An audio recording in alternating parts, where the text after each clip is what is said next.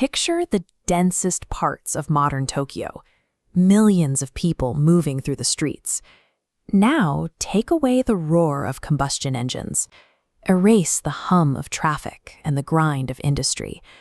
Imagine a megacity defined entirely by the quiet whisper of bare feet. The concrete and steel we rely on never existed. Instead, the skyline is grown. Skyscrapers are towering, living trees, seamlessly integrated with a thriving biosphere.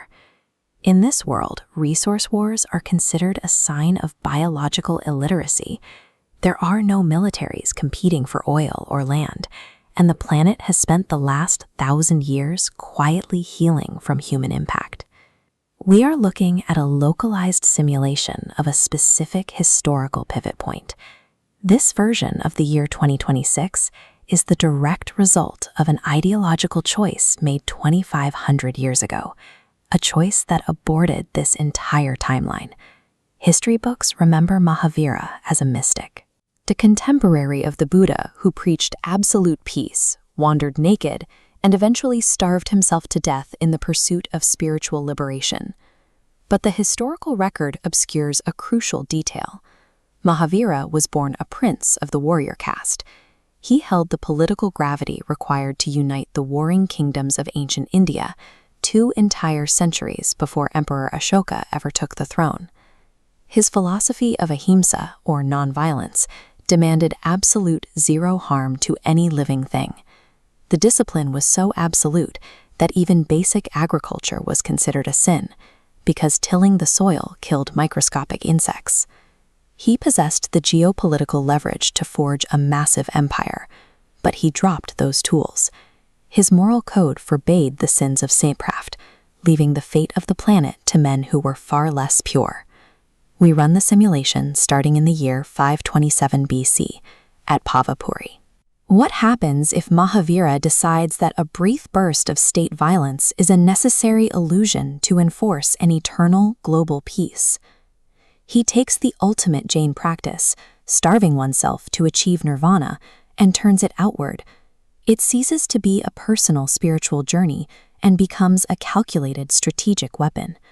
Imagine facing legions of fanatics who require absolutely no food, ignore physical pain, and do not fear death because it is merely a transition. This diagram shows the weakness of traditional ancient warfare. An invading army relies on massive, fragile logistical trains of grain and livestock. Cut those supply lines, and the army collapses entirely. The ascetic army has zero physical footprint. They sit outside your city gates and wait, perfectly still, until your psychology breaks. By removing the biological need to eat and the human instinct to survive, Mahavira engineers an unstoppable, psychologically devastating military machine. But physical conquest is a messy endeavor. Jains accumulated massive wealth because their rules against harm pushed them into trade and banking, making them highly trusted. In our simulation, the Jain Empire weaponizes this capital. Instead of armies, they send bankers, buying sovereign debt to turn rivals into subsidiaries. Once you hold a nation's ledger, you dictate its laws. This leverage mandates global pacifism.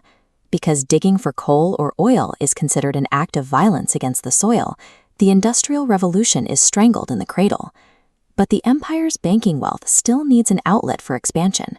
Forbidden from building machines of iron, they spend centuries investing in the only resource their faith allows them to manipulate, life itself.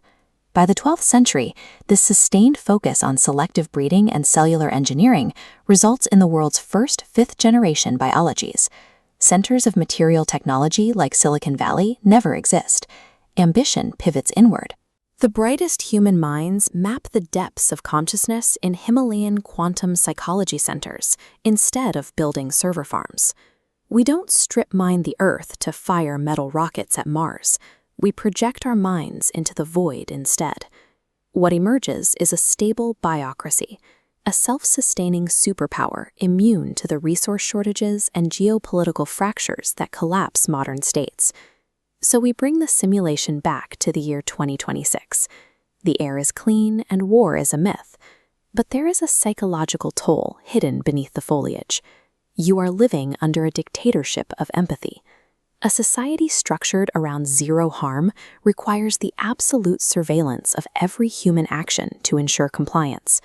Your social standing is determined by your lack of impact. Make one careless misstep, accidentally crush a nesting bird or disrupt a vital ecosystem, and you are instantly and permanently exiled from society. A perfectly peaceful world is a perfectly rigid one. Heaven on earth requires an underlying infrastructure of totalitarian control. The Machiavellian variable reveals a hard truth about power. For a leader, absolute moral purity is a strategic defect. If your ethics prevent you from establishing order, you don't save the world. You simply step aside and hand the reins to those who enjoy cruelty.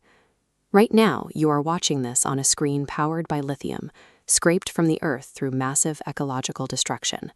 We live in a bruised, bleeding reality because a man who had the power to conquer the globe chose heaven instead.